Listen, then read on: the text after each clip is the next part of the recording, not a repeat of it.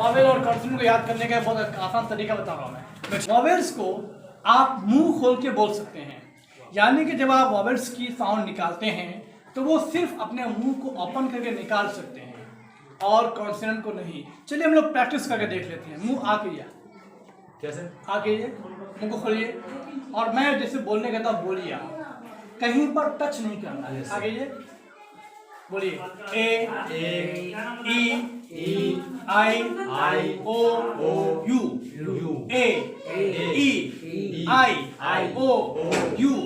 हाथ दीजिए हलक में ए ई आई ओ यू।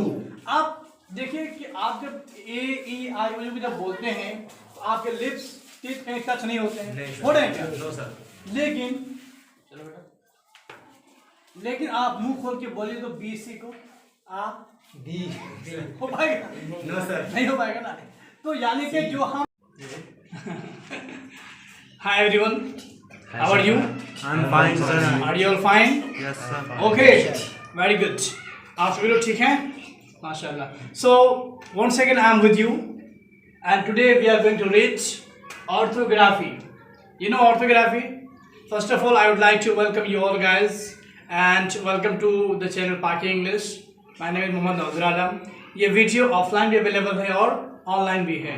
सो आज हम लोग ये पहली क्लास है ग्रामर की and so we just have started to understand orthography. It means the study of letters. तो ये आज की हमारी पहली क्लास है। उम्मीद करता हूँ ये क्लास आप पसंद करेंगे और ये क्लास आपके लिए बहुत ही यूजफुल हो। Thank you very much once again for joining Paki English. So now let's start the video. So the topic is orthography. You know orthography? आप लोग जानते हैं ऑर्थोग्राफी क्या होता है? बोलिए भाई, ऑर्थोग्राफी जानते हैं? नहीं? No sir. कोई मुश्किल नहीं। ऑर्थोग्राफी को पहले हम समझ लेते हैं। ये ग्रामेटिकल पॉइंट ऑफ व्यू से सबसे बुनियादी चीज़ है जिसको जान लेना बहुत इंपॉर्टेंट है। अंडरस्टूड नादिर? सो ऑर्थोग्राफी एक ग्रीक वर्ड है। अमूमन जो इंग्लिश वर्ड हैं, जो साइंस के वर्ड्स हैं, मैथमेटिक्स के वर्ड्स हैं, वो अमूमन वर्ड्स ग्रीक के होते हैं, ग्रीस के, यूनान के। तो ऑर्थोग्राफी को थोड़ा हम लोग पहले देख लेते हैं। ऑर्थोस का मतलब होता है करेक्ट। क्या? करेक्ट मतलब के सही। ग्राफो का मतलब होता है राइट, लिखना, सही लिखना। आप ऑर्थोग्राफी को यहाँ से समझ सकते हैं कि सही लिखने के तरीका को क्या बोलते हैं? ऑर्थोग्राफी। अब हम लोग इंग्लिश की दुनिया में चूंकि we are just learning English, so पहले बुनियादी चीज जो इंग्लिश लैंग्वेज की वो क्या है? लेटर्स है। क्या है? लेटर्स है। लेटर्स बोले तो एबीसी। एबीसी को हम लोग क्या बोलते हैं? लेटर्स बोलते हैं। So we can define orthography. Orthography, the definition is the part of language study that deals with the correct spelling of letters. Orthography ये लैंग्वेज के एक ऐसा हिस्सा है जो स्पेलिंग को देखते हैं, जो लेटर्स को देखते हैं।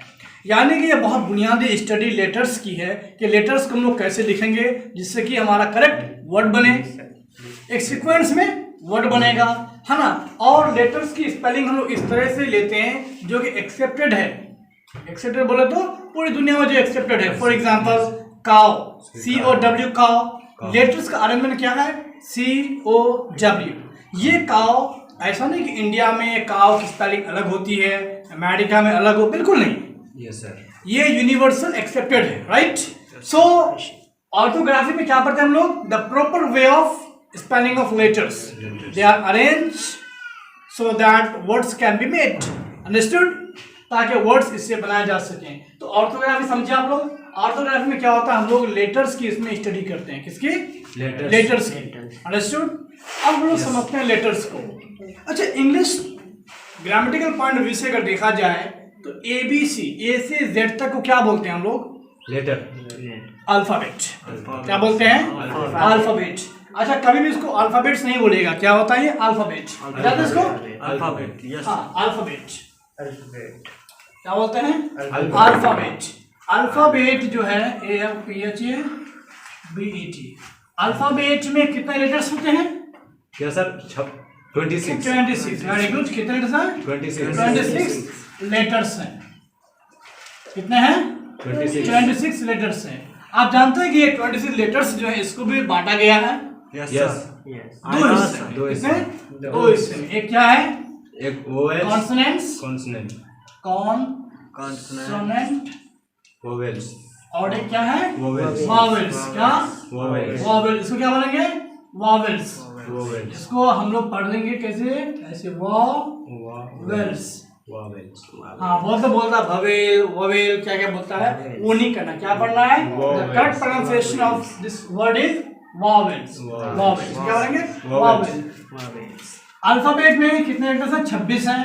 उनमें से बताइए तो वॉवेल्स कितने हैं? 5. 5। वेरी गुड, माशाल्लाह, great.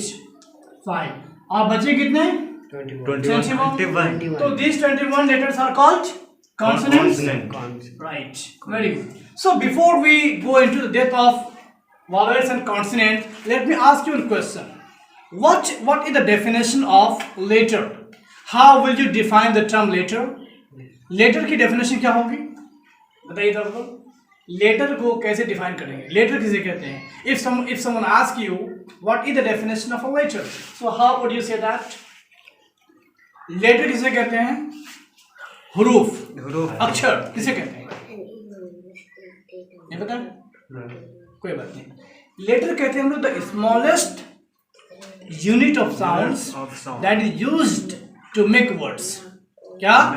The smallest unit of sound. क्या बोलेंगे इसको? मैं सिंपली आपको समझा देता हूं। क्या बोलेंगे? Smallest,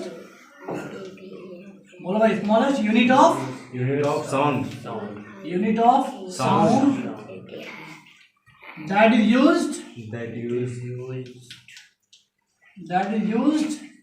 to make words is called letter. Smallest unit of sounds that is used to make words, यानी कि जो साउंड है जो हम आवाज अपने मुंह से निकालते हैं उसकी जो सबसे छोटी इकाई है, छोटी यूनिट है जिसको हम इस्तेमाल करते हैं वर्ड्स बनाने के लिए, उसे हम क्या कहते हैं? लेटर्स कहते हैं। अंडरस्टूड? अब एक सवाल आता है। क्या सवाल आता है? कि लेटर्स कितने हैं? 26 हैं, 5 वॉवेल्स हैं और 21 कॉन्सोनेंट्स हैं। Let me ask you one question. The question is why there is a difference between vowels and consonants? If in alphabet there are 26 letters, why letters have been divided into 2 parts? जब letters 26 हैं alphabet में, फिर इसको 2 division में बांटा क्यों गया है? क्योंकि सर दोनों का साउंड अलग अलग होता है। दोनों का साउंड अलग अलग है। ग्रेट, माशाल्लाह, बहुत अच्छा। दोनों के साउंड अलग अलग है। आप मुझे बता सकते हैं दोनों के साउंड क्या अलग है? If you have to just make a difference between vowels and consonants, so how would you make a difference? दोनों में फर्क कैसे है? For example, you know A, letter A is a vowel and B is a consonant. So ये दोनों अलग अलग कैसे है? Can anyone tell me? बताइए कोई। A और B में जो फर्क है, A आपका vowel है, B आपका consonant है। ये फर्क कैसे है? दोनों में क्या डिफरेंस है? कैसे ये दोनों अलग अलग है? बताइएगा जरा। नहीं पता? नहीं पता? कोई दिक्कत नहीं, क्योंकि सर बी के साउंड में आई का ये होता है। वेरी गुड, यानी कि बी में वॉवेल का साउंड आता है। वेरी गुड, बहुत अच्छा। हम लोग इस चीज को देख लेते हैं। एक चीज बहुत कॉमन है, देखिए वॉवेल्स को बोलने के लिए आपको किसी भी कॉन्सोनेंट लेटर्स की जरूरत नहीं पड़ती है। It means that the letters A E I O U can give you independent sound. It means that they are not dependent upon any other letters to give sound. Vowel क्या क्या है? ए E I O you है। तो ये ए E I O you जो है ना, इसको बोलने के लिए किसी भी और लेटर्स की, यानी कि जो कॉन्सोनेंट्स हैं उसकी जरूरत नहीं पड़ती है। इसलिए ये क्या है, ये बहुत इंडिपेंडेंट होते हैं, ये अपना साउंड खुद निकालते हैं। लेकिन वहीं पर जब हम अगर कॉन्सोनेंट की बात करें तो कॉन्सोनेंट को बोलने के लिए क्या करना पड़ता है? वॉवेल्स की जरूरत पड़ती है। फॉर एग्जाम्पल हम ए बोलेंगे तो ए डायरेक्ट हो गया ए, इसमें कोई और साउंड नहीं आती है। लेकिन वहीं पर अगर हम लोग बोलेंगे कॉन्सोनेंट को बोलेंगे, फॉर एग्जाम्पल एक वर्ड है, एक लेटर है बी। अगर बी को बोलते हैं तो क्या आता है? I. बी। इसको बोलने का तरीका आ जाएगा बी, यानी कि बी प्लस ई आ जाएगा। फिर ई जो है क्या है? ये सर वावेल्स vowels है। यानी कि कॉन्सोनेंट को बोलने के लिए we have to take the help of vowel letters. It means that consonants are not independent, they have to take help of vowels to give a sound. Understood? यानी कि consonants को बोलने के लिए ववेल की जरूरत पड़ती है, तब जाकर के वो अपना साउंड दे सकता है। और वही उसके अपोजिट में ववेल्स को किसी की जरूरत नहीं पड़ती है साउंड देने के लिए। समझ में आएगा दोस्तों? Yes sir. और एक मैं बहुत अच्छा वो ट्रिक बता देता हूँ, कभी नहीं भूलेंगे, और जो बहुत आसान तरीका है। अच्छा, एक मैं आप लोगों को तरीका बता देता हूँ जो बहुत आसान तरीका है। कौन सा?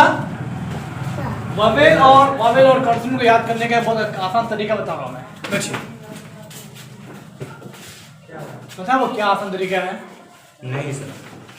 देखिए, वॉवेल्स को आप मुंह खोल के बोल सकते हैं, यानी कि जब आप वॉवेल्स की साउंड निकालते हैं तो वो सिर्फ अपने मुंह को ओपन करके निकाल सकते हैं और कॉन्सोनेंट को नहीं। चलिए हम लोग प्रैक्टिस करके देख लेते हैं। मुंह आके या कैसे? आगे मुंह को खोलिए और मैं जैसे बोलने कहता हूँ बोलिए, कहीं पर टच नहीं करना है। आगे ये बोलिए, ए E I O you, A E I O you. हाथ दीजिए हलक में, ए ई आई ओ यू। आप देखिए कि आप जब ए ई आई ओ यू जब बोलते हैं तो आपके लिप्स टीथ कहीं टच नहीं होते हैं, हो रहे हैं क्या? No sir. लेकिन चलो बेटा, लेकिन आप मुंह खोल के बोलिए तो बी सी को आप डी हो पाएगा? No sir. नहीं हो पाएगा ना। तो यानी कि जो लेटर्स को हम मुंह खोल के बोल सकते हैं, नहीं हो सकता, हो नहीं सकता है। तो ववेल्स में क्या है?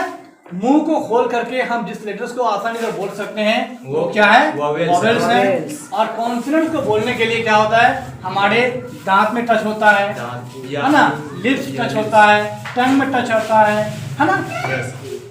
ये डिफरेंस दोनों में, समझ रहे हो मेरी बात? Yes sir. तो ववेल्स को बोलने के लिए मुंह को खोलेंगे, आ ए E I O you, simply बोल सकते हैं। लेकिन वहीं पर हम जब अगर बोलेंगे कॉन्सोनेंट को तो हमें वोवेल्स की जरूरत पड़ती है, तभी जाके उसका साउंड हम निकाल सकते हैं। समझ रहे मेरी बात? वेरी गुड, समझ रहे ना? रुकिए ना, तो बाद में नहीं भाई। समझ रहे हैं? Yes sir. आप एक चीज देखिए यहाँ पर। अच्छा, ये वोवेल और कॉन्सोनेंट से हट करके एक सेमी वोवेल होता है, जानते हो लोग? सेमी वोवेल जानते हैं? सेमी वोवेल्स ये क्या क्या होता है? डब्ल्यू और वाई, इसको बोलते हैं हम लोग सेमी वोवेल। अब जानते हो सेमी वोवेल क्यों बोलते हैं? सेमी वोवेल इसको इसलिए बोलते हैं क्योंकि डब्ल्यू और वाई कभी कभी वोवेल्स का काम करता है और कभी कभी कॉन्सोनेंट का काम करता है। Yes sir. कभी कभी वोवेल्स का और कभी कॉन्सोनेंट का। चलिए हम लोग देख लेते हैं कब ये कॉन्सोनेंट बनता है और कब वोवेल्स बनता है। आपको याद रखना है, सिंपल बहुत आसान तरीके बता रहा हूं मैं आपको। अगर W और Y किसी भी वर्ड की स्टार्टिंग में आए, क्या? W और Y, if W and Y comes in the beginning of any word, it would be treated as consonants.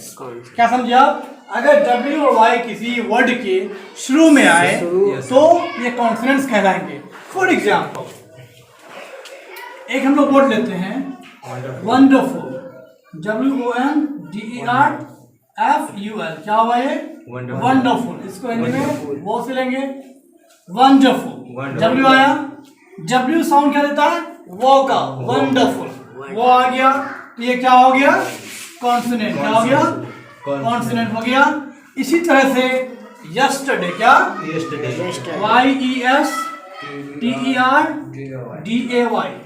Yesterday तो क्या हो गया? यो का साउंड किस में आता है? कॉन्सोनेंट में आता है। AEIOU में साउंड नहीं आता। तो ये क्या हो गया आपका? ये भी हो गया आपका कॉन्सोनेंट का। अंडरस्टूड? तो यानी कि क्या समझे इससे हम लोग कि अगर W और Y किसी भी वर्ड के शुरू में आए यस सर। तो ये क्या हो जाएगा, ये बन जाएगा कॉन्सोनेंट। लेकिन यही W और Y अगर किसी वर्ड के आखिर में हो या बीच में हो तो ये फिर क्या हो जाता है, वॉवेल्स का काम करता है। एक एग्जांपल लेते हैं हम लोग, W और Y अगर आ जाए वर्ड के आखिर में या बीच में। फॉर एग्जांपल एक वर्ड है थ्रो, THOW, THRW, क्या हुआ, थ्रो। ये O आया थ्रो में, W है लेकिन साउंड क्या है इसका, O।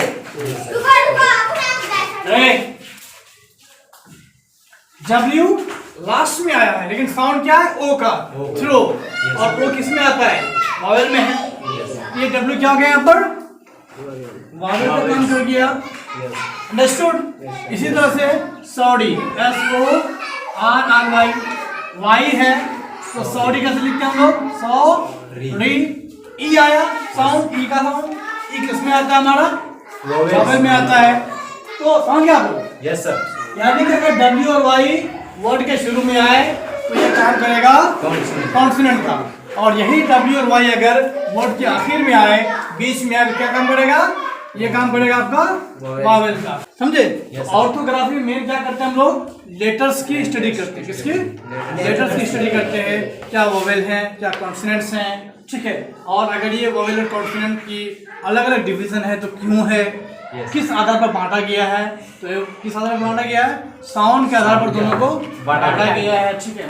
मुंह खोल के हम आसानी से बोल सकते हैं वॉवेल्स को, कॉन्सोनेंट को मुंह खोल के नहीं बोल सकते हैं। कॉन्सोनेंट को बोलने के लिए लिप्स की टंग में टच होता है तब जाकर के वो साउंड दे पाते हैं, और कॉन्सोनेंट को बोलने के लिए हम लोग क्या करते हैं, वॉवेल्स की हेल्प लेते हैं, और वॉवेल्स को बोलने के लिए किसी की हेल्प की जरूरत नहीं पड़ती है। समझ गए। WY कॉन्सोनेंट भी है और वॉवेल भी, इसलिए इसको बोलते हैं सेमी वॉवेल बोलते हैं। Understood, yes sir. ठीक है। और फिर लोग इसको और डिटेल से पढ़ते हैं अभी फिलहाल।